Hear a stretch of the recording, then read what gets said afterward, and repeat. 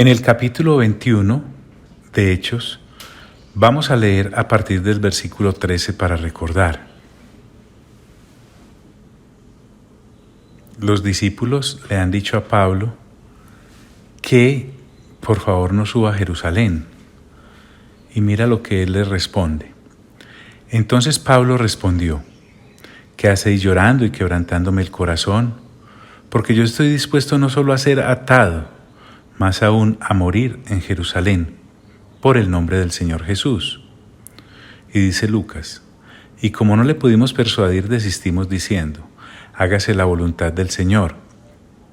Después de esos días, hechos ya los preparativos, subimos a Jerusalén, y vinieron también con nosotros de Cesarea algunos de los discípulos, trayendo consigo a uno llamado Mnasón, con M al principio, de Chipre, discípulo antiguo con quien nos hospedaríamos. Cuando llegamos a Jerusalén, los hermanos nos recibieron con gozo. Al día siguiente, Pablo entró con nosotros a ver a Jacobo, y se hallaban reunidos todos los ancianos, a los cuales, después de haberles saludado, les contó una por una las cosas que Dios había hecho entre los gentiles por su ministerio.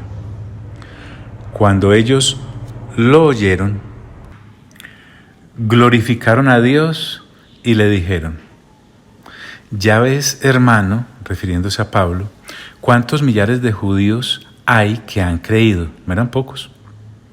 Y todos son celosos de la ley. Pero se les ha informado en cuanto a ti, que enseñas a todos los judíos que están entre los gentiles a apostatar de Moisés. Mentira número 1. Diciéndoles que no circunciden a sus hijos. Mentira número 2. Ni observen sus costumbres. Mentira número 3. Quiero aclarar eso porque basados en esto es que es aconsejado por Jacobo y los ancianos Pablo de la manera siguiente. Quien tuviera la vocería entre ellos dice: ¿qué hay pues? La multitud se reunirá de cierto porque oirán que has venido. Haz pues esto que te decimos. Hay entre nosotros 4 hombres que tienen obligación de cumplir voto.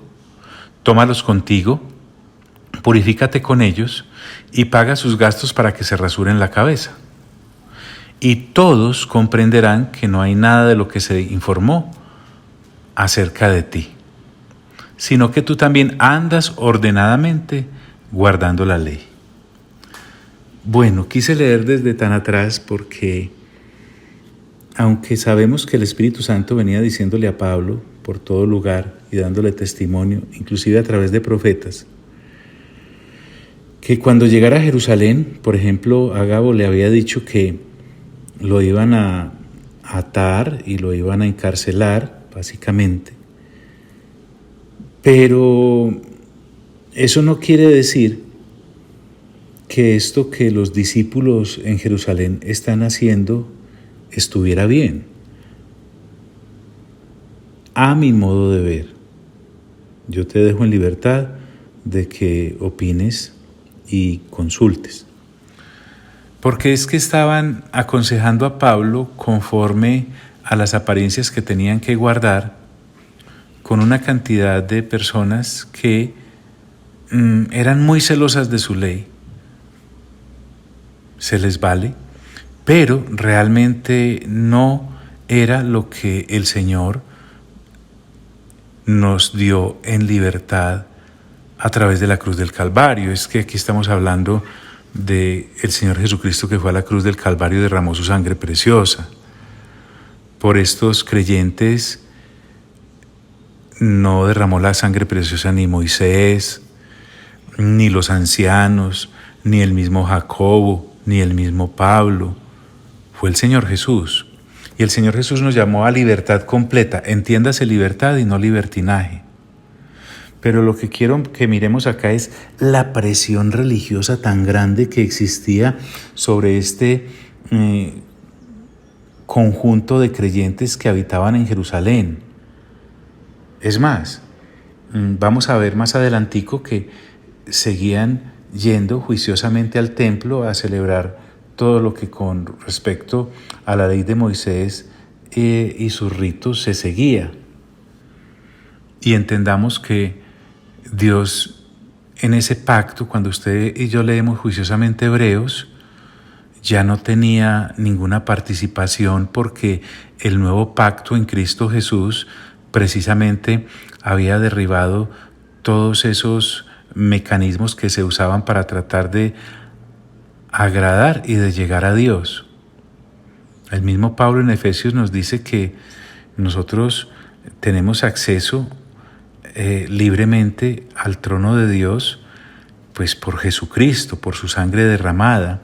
Es más, que derribó el muro que había entre judíos y gentiles para hacer de él, de los creyentes, un solo pueblo que lo agradaba en Cristo Jesús. Eso es lo que nos da a entender. Ahora, ellos van a aclarar a continuación que a los gentiles pues no se les exigían esas cosas de guardar la ley. Bien, punto a favor de ellos, pero es que ni ellos mismos tenían por qué guardarla. Y eso no significaba que estaban blasfemando o que estaban yendo en contra de las costumbres o que querían degradar el templo. Por eso fue tan difícil al principio que el Evangelio llegara a los gentiles y tuvo tanto tropiezo, como hemos visto por ejemplo en el capítulo 15. Entonces, el Espíritu Santo va a cumplir de todas formas lo que se le ha estado anunciando a Pablo. Pero esto no significa que esta situación acá la podamos pasar de largo, porque, olvídate, tradiciones no pueden ser superiores al Evangelio al que hemos sido llamados.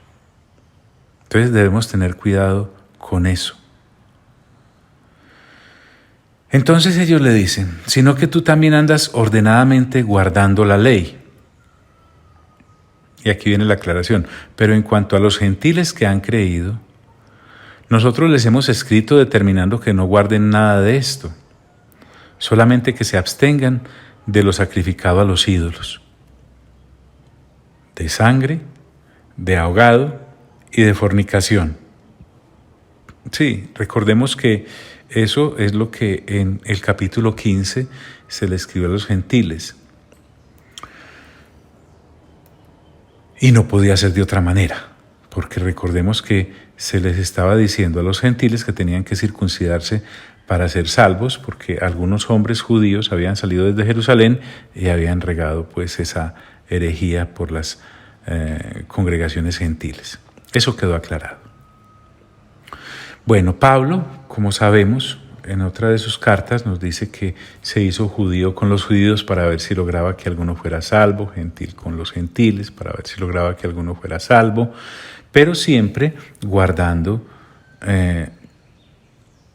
el respeto por las cosas del Señor Jesucristo.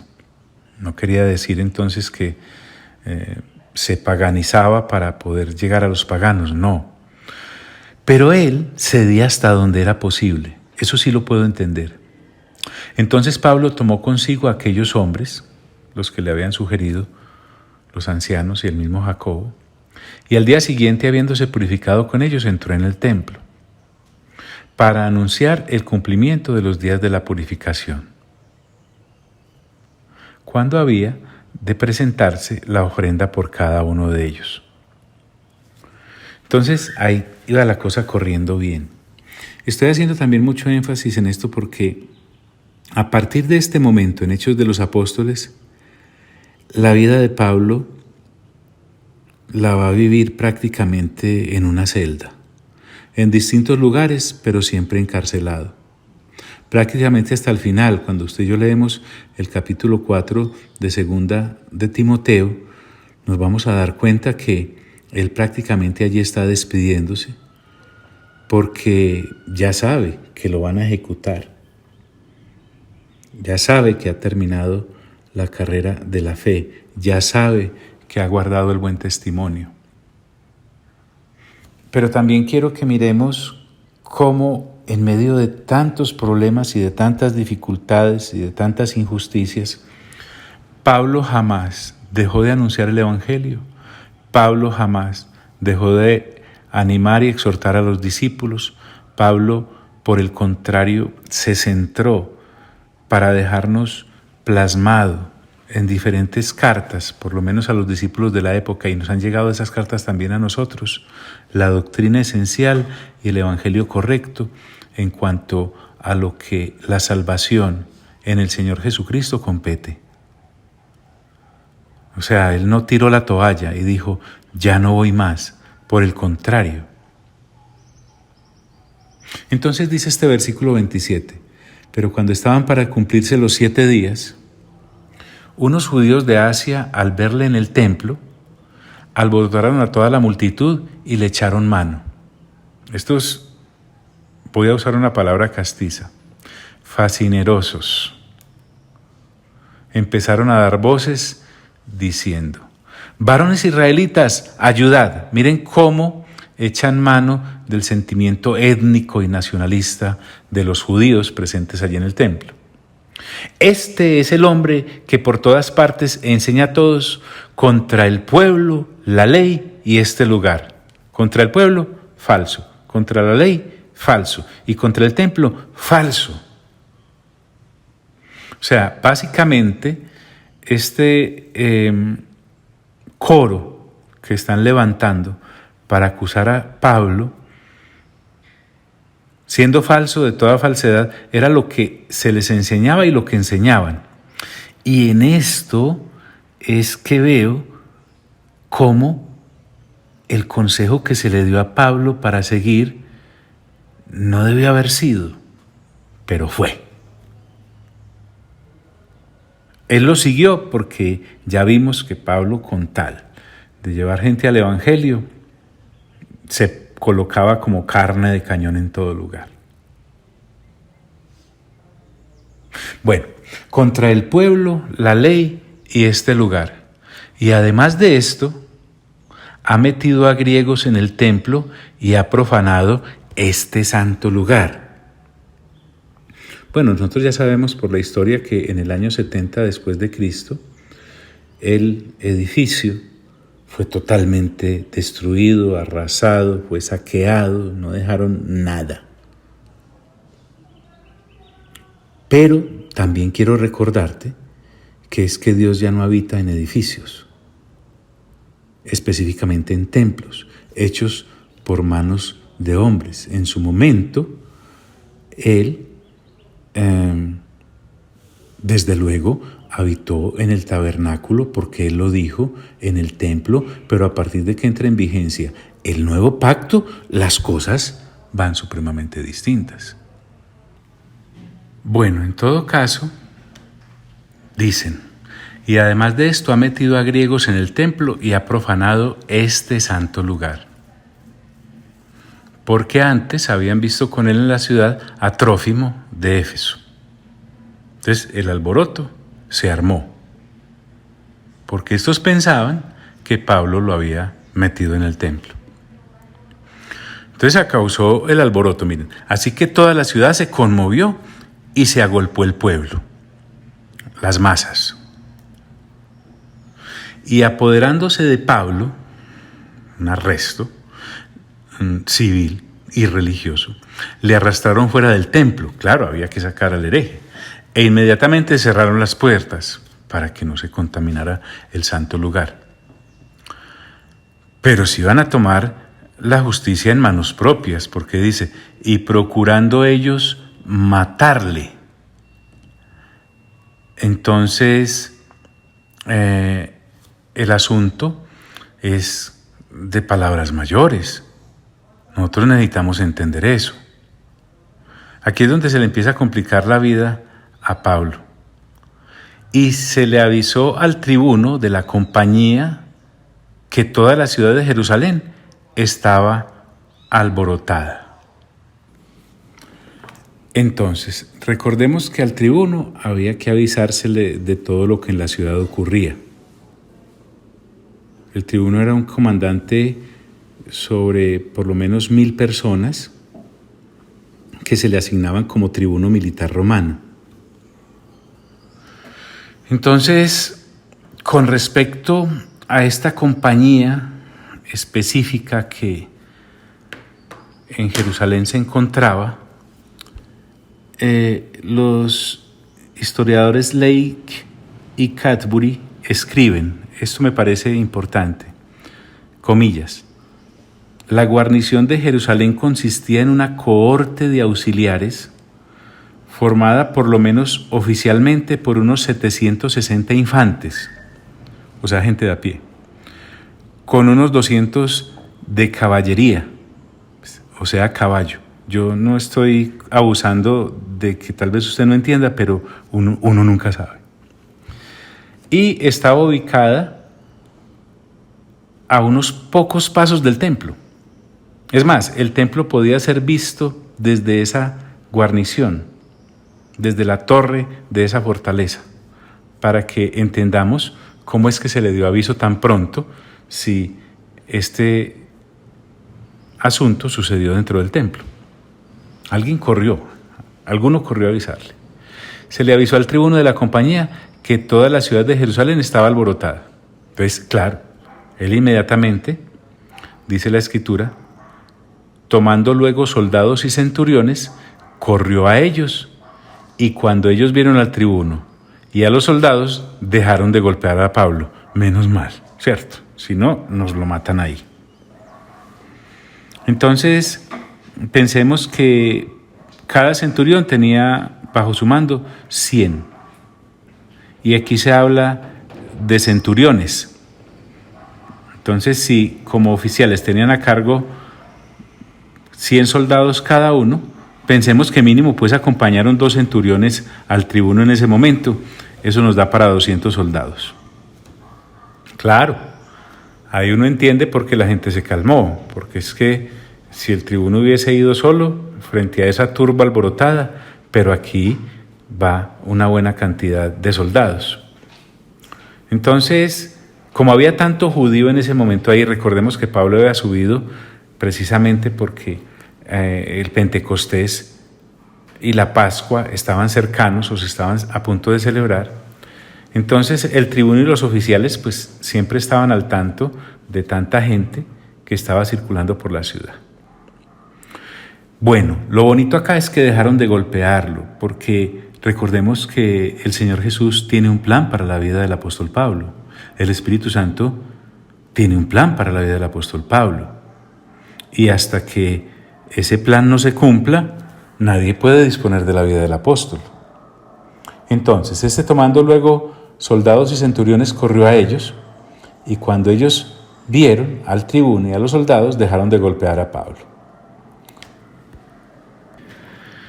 El tribuno llega a donde está ocurriendo todo esto, y dice la Escritura, entonces llegando el tribuno, le prendió y le mandó atar con 2 cadenas, y preguntó quién era y qué había hecho. Seguramente el hombre sospechó que era un criminal peligrosísimo. Él era el centro de ese tumulto. Él toma las medidas e inmediatamente pregunta, ¿quién es él? A ver más, cuéntenme, ¿qué es lo que ha hecho? A nosotros nos puede parecer esto un atropello, pero no. El tribuno estaba obrando conforme al procedimiento romano. De eso se trataba, para eso estaban en la ciudad. Pero entre la multitud, dice la Escritura, unos gritaban una cosa y otros otra. Había una confusión total, el caos era completo. Entonces, en medio de esa algarabía, como no se podía entender nada a causa del alboroto, el tribuno manda llevar a Pablo a la fortaleza, que recuerden, queda ahí al lado. El griterío era inmenso, los ánimos estaban muy caldeados, la gran mayoría de la gente por variar no sabía por qué estaba gritando, seguramente. Entonces dice, no, llévenmelo a fortaleza, es decir, a las barracas que estaban al frente del templo. Y dice la Escritura, al llegar a las gradas, aconteció que era llevado en peso por los soldados, así era de violenta la multitud, a causa de la violencia de la multitud. Los llevaban cargado. Entonces, los soldados, para evitar que lincharan a Pablo, sin saber quién era, porque todavía no sabían quién era, pues siguen las órdenes del tribuno de llevarlo allá a la fortaleza. Bien, al llegar a las gradas aconteció que era llevado en peso por los soldados a causa de la violencia de la multitud, porque la muchedumbre del pueblo venía detrás. Entonces imagínense, ahí van los soldados llevando alzado a Pablo para que no lo maltraten. Y la gente gritando locamente ahí detrás. Y miran lo que gritaba: ¡muera! Ahí es donde hablo de la hipocresía, amigos, religiosa. No ensuciaban el templo, pero estaban pidiendo matar a un semejante. Inocente además. Es que este asunto, fuera de feo, es bien delicado. Pablo no ha sido escuchado, Pablo no ha sido oído. Prácticamente el tribuno, que es un pagano, tiene que intervenir para que este frenesí religioso, este fanatismo religioso, no acabe con el hombre. ¡Muera! Eso era lo que estaban gritando.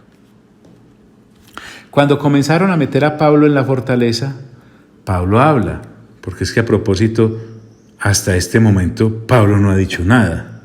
Y si lo ha dicho, pues no se le escuchó a causa de la algarabía, del griterío. Y cuando comenzaron a meter a Pablo en la fortaleza, dijo al tribuno: ¿se me permite decir algo?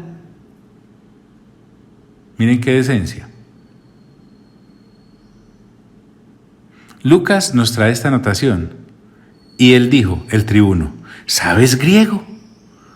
Recordemos que, como era un lío entre judíos, lo que menos esperaba el tribuno es que le saliera un políglota. Entonces Pablo le habla en griego al tribuno.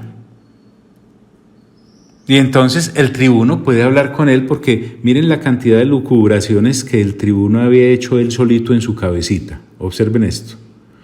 ¿No eres tú aquel egipcio que levantó una sedición antes de estos días y sacó al desierto los 4,000 sicarios? Pero ¿de dónde, por favor, salió esto en un momentico? ¿No se ha sentido usted alguna vez así? Que en el famoso suponemos, la gente supone y sigue suponiendo, y usted no ha dicho absolutamente nada, ni nadie le ha preguntado nada, y de pronto a usted el Señor lo lleva a aclarar las cosas y la gente queda sorprendida. Entonces, el léxico que está usando acá el tribuno es jurídicamente grave, porque miren lo que está diciendo: ¿no eres tú aquel egipcio? Bueno, que lo confundan con un egipcio, Pablo no se ofendía por eso, pero está diciendo que levantó una sedición antes de estos días. Mejor dicho, el tribuno se estaba así sobando las manos porque había capturado un culpable de sedición, entiéndase, insurrección. Entonces, a lo que quiero llegar acá es que aquí todos pensaban de Pablo lo que querían menos lo correcto. Mire, los que levantaron las voces en el templo pensaban que había metido a un griego al templo, a un no judío. Mentiras. Andaban diciendo que predicaba contra Moisés, contra la circuncisión, contra la ley. Mentira, mentira, mentira. Y que además había profanado el santo lugar. Mentira también. Y ahora el tribuno que está acá está pensando también una falacia, una mentira acerca del apóstol Pablo. ¿No eres tú aquel egipcio que levantó una sedición antes de estos días y sacó al desierto los 4,000 sicarios? No, es que el prontuario ya estaba montado. 4,000. El historiador juicioso llamado Josefo, que si usted quiere consultar cosas acerca de todo lo que estamos viendo, búsquelo. Dice que eran aproximadamente 30,000, no 4,000.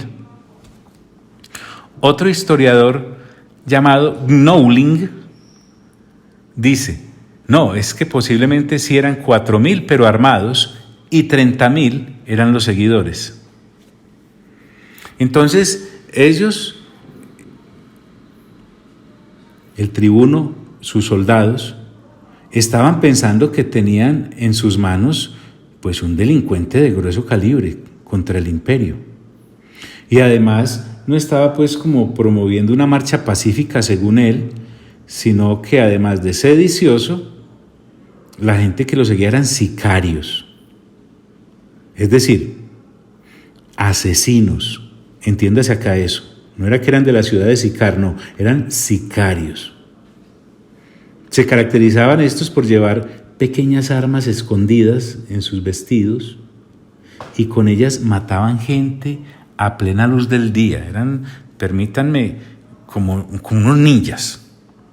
Entonces, lo que se estaba acusando a Pablo de realmente haber hecho, sin haberlo hecho, era que era un sedicioso al frente de 4.000 asesinos. Eso es un mini ejército.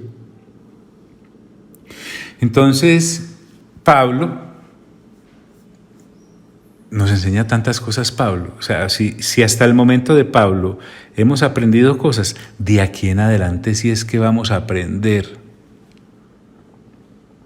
Entonces dijo Pablo,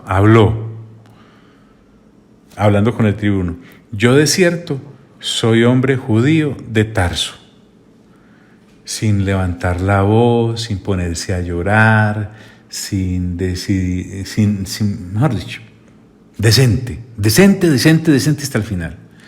Yo de cierto soy hombre judío de Tarso. Con eso le aclara que no es egipcio. Y de una vez le da más datos. De Tarso. Es decir, soy de uno de los 3 centros intelectuales de esta época. Usted sabe, mi querido tribuno, que después de Atenas y Alejandría, centro cultural e intelectual, Tarso es. Entonces ya pone la respectiva distancia. Pablo no está haciendo uso, pues, obrando en la carne con altanería de orgullo, diciendo, ¿usted no sabe quién soy yo? No. Él está aclarando quién es él, porque es que la situación lo amerita. Yo de cierto soy hombre judío de Tarso, ciudadano de una ciudad no insignificante de Cilicia. Pablo siempre se manifestó como orgulloso de su ciudad. El hombre era feliz por ser de Tarso, y Tarso estaba pues en Cilicia. ¿Está hablando en qué? Muy bien, en griego. Pero te ruego que me permitas hablar al pueblo, claro, a los que lo estaban acusando, tratando de matar. ¿Y qué les irá a decir? Pablo aquí, como siempre, está lleno del Espíritu Santo. Miren la educación, el trato. Te ruego que me permitas hablar al pueblo. Al pueblo es a la multitud. Toda esa melcocha, mezcolanza de gente que había en ese momento gritando que lo mataran. Entonces, ante tal educación, el tribuno se lo permite. Dice, y cuando él se lo permitió, el tribuno, Pablo, estando en pie en las gradas, seguramente hizo señal con la mano, algo solemne, ¿cierto? Como lo vamos a ver a continuación. Y está en pie a pesar de los golpes. El hecho de que el tribuno haya llegado no significa que no le metieron una serie de golpes. Pensémoslo así, seguramente no fueron pocos. A pesar de esos golpes, se puso de pie en las gradas, hizo señal con la mano al pueblo. Lo hizo con autoridad. ¿Y saben qué? Hubo gran silencio, dice las Sagradas Escrituras. Y hecho gran silencio, esto me parece maravilloso, habló en lengua hebrea, probablemente en arameo, que era el lenguaje común en los tiempos de Cristo para los hebreos. Y se habían hecho silencio, más callados se quedaron todavía.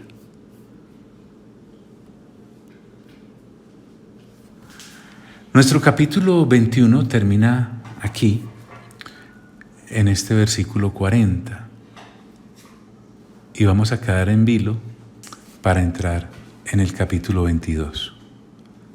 Pero como te decía, quiero que nos preparemos. Usted puede adelantarse con la lectura juiciosa en los siguientes 7 capítulos que nos restan de esta preciosa lectura que le estamos haciendo a Hechos de los Apóstoles guiados por el Espíritu Santo.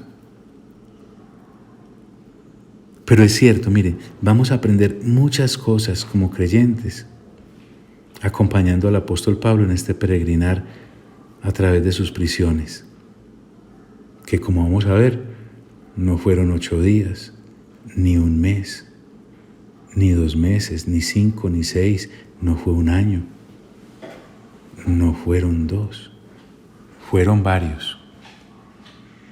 Y él no se sumió en el desespero, sino que por el contrario, ahondó más y todavía más en su comunión con el Espíritu Santo para dejarnos testimonio de la revelación en las Sagradas Escrituras acerca del Señor Jesucristo.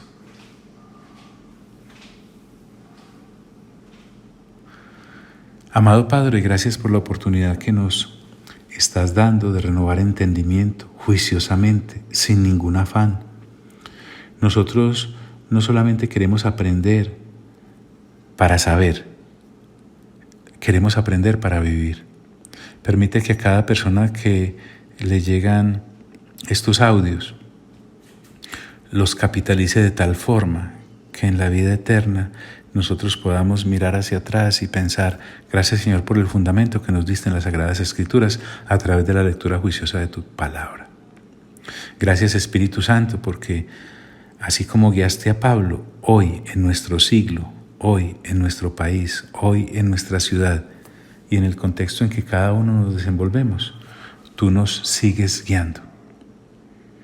Y gracias por dejarnos las Sagradas Escrituras para verificar si lo que estamos haciendo para ti es de tu agrado o no. A ti, amado Padre, sea toda la gloria. A ti, amado Señor Jesús, sea toda la honra. Y a ti, amado Espíritu Santo, sea todo el honor. A los tres, por los siglos de los siglos de los siglos. Amén.